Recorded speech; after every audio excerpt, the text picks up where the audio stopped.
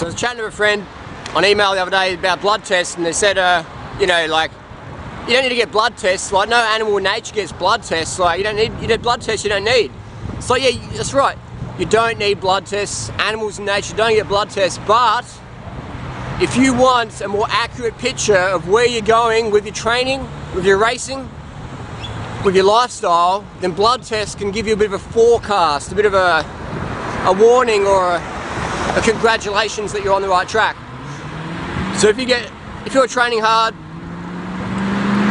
or not, just living hard, you know, you've got your family, you've got your responsibilities, and you get your thyroid tested and it's low or high, or if you get your iron tested or your testosterone levels or your hormone levels or your cortisol or your B12 or your hemoglobin or your hemocrit or your MCV, you know, zinc, sodium, potassium, red blood cell count, all these things, if you get them tested, it can give you a picture of where you're at and maybe a forecast of where you're going. So if you're low in anything, then chances are you're not getting enough sleep, you're not eating enough calories, you're dehydrating yourself, or maybe you need to take a B12 supplement.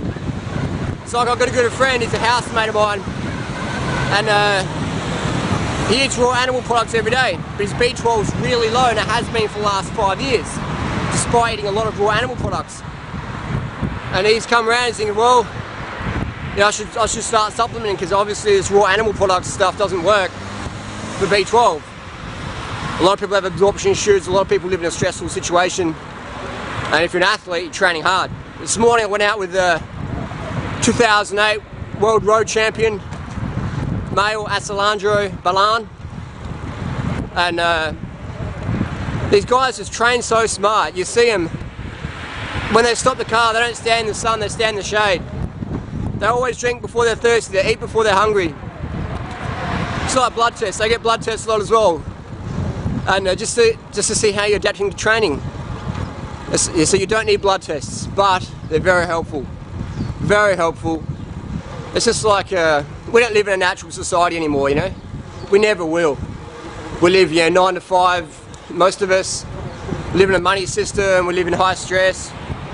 You know, pressures, status quo, peer pressure, all these things, kids, mortgages, status, all these things. So forget living in nature, but what you can do is live close to nature and use some technology to assist you, just like right now using the internet to inform yourself. So using blood tests can be a great way to inform yourself of where you're going, where you are now, and where you've come from. So if you've never had a blood test before, your first blood test doesn't mean anything, you know what I mean? Get them every 3 months, you know what I mean? Because you could be going up or down. So if you don't have any past blood test results, you don't know. You know, does that make sense? It's just like saying, oh, I'm high in iron. It's like, great, but were you low before? Were you higher? You know, so you could be going down, you could be going up, could be staying stationary. It's just like traffic lights, you know? So does that make sense? You don't need blood tests, but they're very helpful. I'll get them at least every 3 months. I get all the things tested, hormones, cortisol, testosterone, glucose, red blood cell count, all these things, and I put them up on YouTube, you've seen them. Search vegan blood tests. And I've talked to Dr. Ferrari, who is like, some people say, the leading sports doping specialist. And I've talked to Ferrari on email, and he's given me like a little printout of what is good to test for and why. And understanding your body, you know, when you understand your body, you want to look after it a lot better. You want to give it the nurturing, you want to give it the high carbohydrate, the low fat, sufficient calories. You want to count enough calories so you know you're getting enough. Don't count your calories to starve yourself, count your calories so you get enough. Most people don't eat enough carbohydrates, they eat so much fat, they look fat, feel fat, get fat, or take drugs to avoid getting fat. So it's sad. High carb, low fat, that's where it's at. Alright, enough rambling. Look after yourself. So when you know more about your body, you want to look after yourself. It's just like a house plant. Give enough water and shade and sun, it's all fun. Because that's the rut people can get into. They can start developing signs of, like my friend who ended up in hospital and was dead from dehydration. Another friend of mine actually did die from dehydration.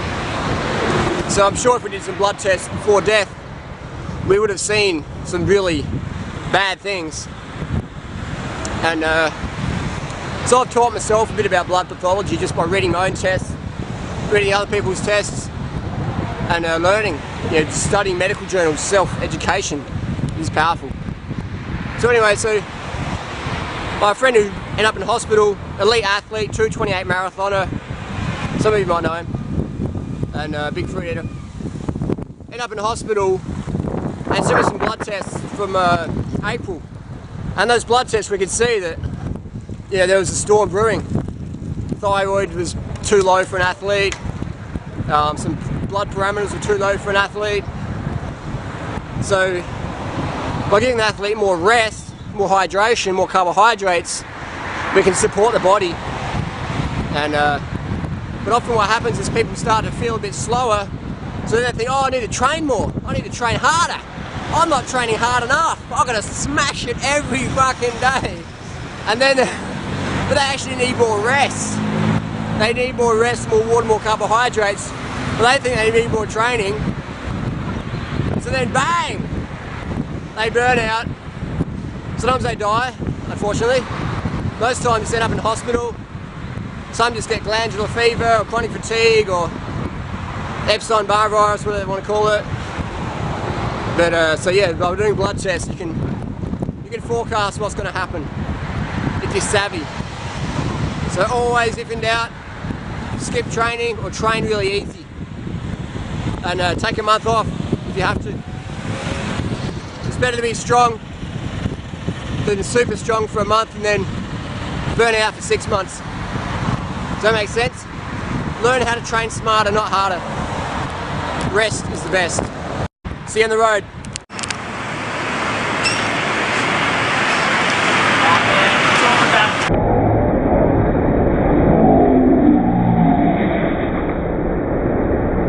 We've got 30 bananas a day out of you lot, alright?